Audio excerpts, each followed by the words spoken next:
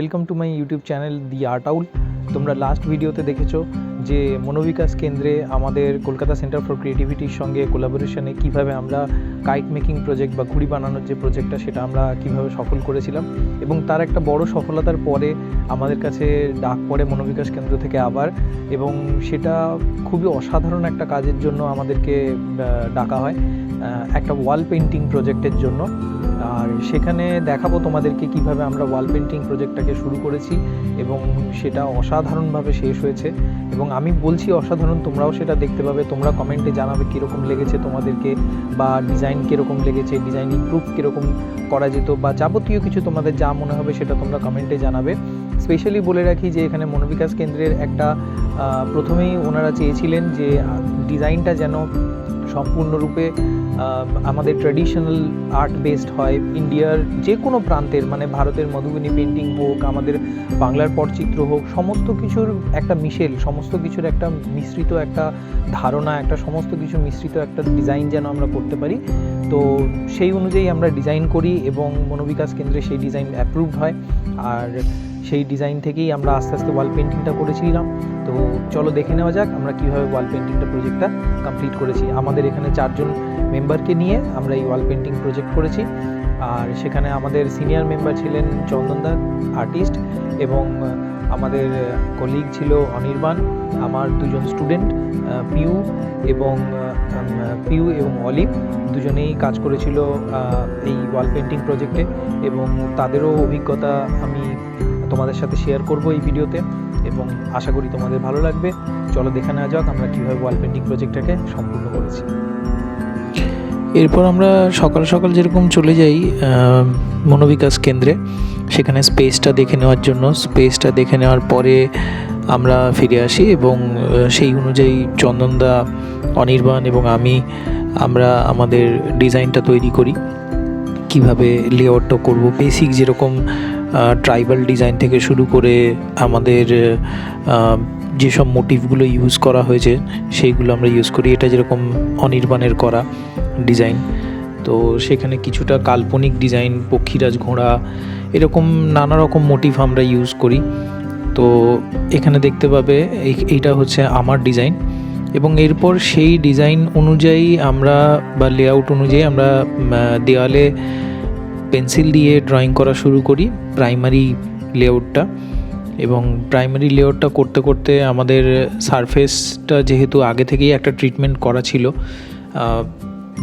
সারফেসের ওপরে একটা হোয়াইট কোটিং করাই ছিল আমাদের, তো সেই অনুযায়ী আমরা কাজ করতে থাকি।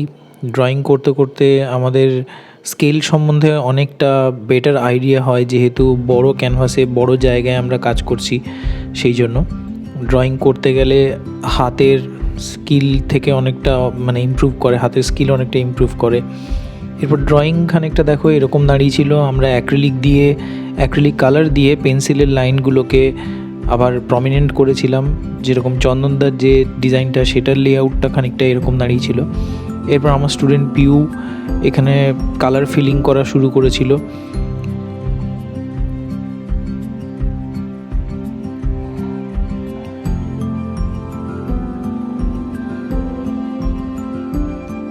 অলিভও তার সাথে সাথে হাত লাগায় কাজ করতে। এবার আস্তে আস্তে এইভাবে কালার ফিল আপ করতে করতে আমরা অনেকটাই ফিনিশিংয়ের দিকে এগোচ্ছিলাম। আমাদের এই কাজটা অল টোটাল লেগেছিল হচ্ছে 3 দিন। তো 3 দিনের মধ্যে আমরা প্রথম দিনটাতে লেআউটটা কমপ্লিট করে ব্ল্যাক লাইনিং দিয়ে যে পুরোপুরি যে ড্রয়িংটা, সেই ড্রয়িংটা কমপ্লিট করেছিলাম।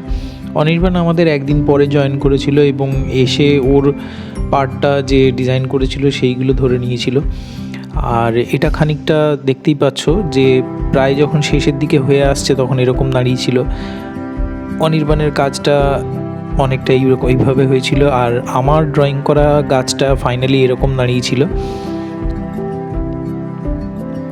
তার সাথে সাথে পুরোপুরি ওভারঅল ড্রয়িংটার একটা ভিউ পাচ্ছ এখানে, যে কীরকম কী হয়েছিল দেখতেই পাচ্ছ। এখানে ট্রাইবাল মোটিভ থেকে শুরু করে আমাদের যে পটচিত্র বা ওয়ার্লি পেন্টিং বা আরও যত রকম পিচওয়াই থেকে শুরু করে প্রত্যেকটা ট্রাইবাল আর্টওয়ার্ক বা প্রত্যেকটা আমাদের যে কি বলবো গ্রাম্য চিত্রকলা থেকে শুরু করে সমস্ত ধরনের একটা মোটিভ এখানে খুঁজে পাবে। তাছাড়া একটা স্টোরি রয়েছে, একটা কল্পনা রয়েছে, একটা বাচ্চাদের যে কালার, সেই কালারের একটা মিশ্রণ রয়েছে। এবং এই আমাদের টিম এখানে কাজ করেছিল।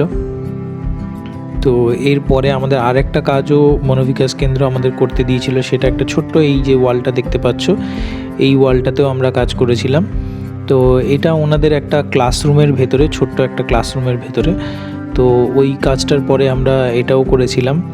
তো এটাও খুব সুন্দর একটা অভিজ্ঞতা ছিল। এবং তারপরে ম্যাডাম আমাদেরকে একটা গিফট দিয়েছিলেন প্রত্যেককে, খুব সুন্দর একটা মেসেজ ছিল সেখানে। আর এরপরে আমাদের দেখে নেওয়ার পালা হচ্ছে ফাইনালি জায়গাটা কীরকম দাঁড়িয়েছিল তার একটা ভিডিও। সেখান থেকে তোমরা বুঝতেই পারবে যে পুরো স্কেলটা কত বড় জায়গা নিয়ে আমরা এই কাজটা করেছিলাম। তো দেখে নেওয়া যাক, এবং সবশেষে আমাদের সবার ফিডব্যাক তোমাদের কাছে দেব। তো এই বলে আমি আজকে শেষ করলাম, দেখা হবে নেক্সট ভিডিওতে।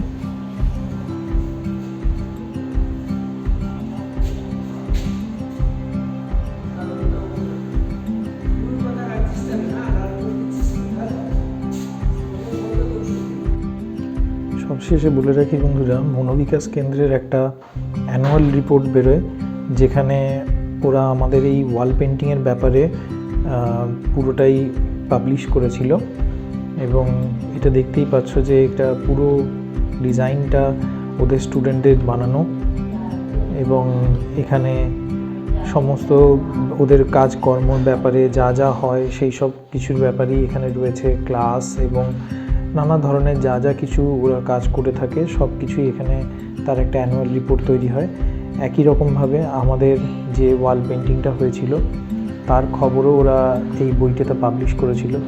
এখানে দেখতে পাচ্ছ যে আমরা ওয়াল পেন্টিং করছিলাম সেটা, এবং আমরা এই কাজটাতে সেই স্কুলের স্টুডেন্টদেরকেও আমরা ইনভলভ করেছিলাম, ওরাও এসে আমাদের সঙ্গে কাজ করেছিল। তার ব্যাপারে পুরোটাই এখানে পাবলিশ করেছেন ওনারা। এর জন্য মনোবিকাশ কেন্দ্রকে অসংখ্য ধন্যবাদ, এত সুন্দর একটা গিফট বলতে পারি যে আমাদেরকে দেওয়ার জন্য, এবং এটাকে সুন্দরভাবে একটা পাবলিশিংয়ে প্রকাশ করার জন্য। এবং একই সঙ্গে ধন্যবাদ জানাই কলকাতা সেন্টার ফর ক্রিয়েটিভিটিকে।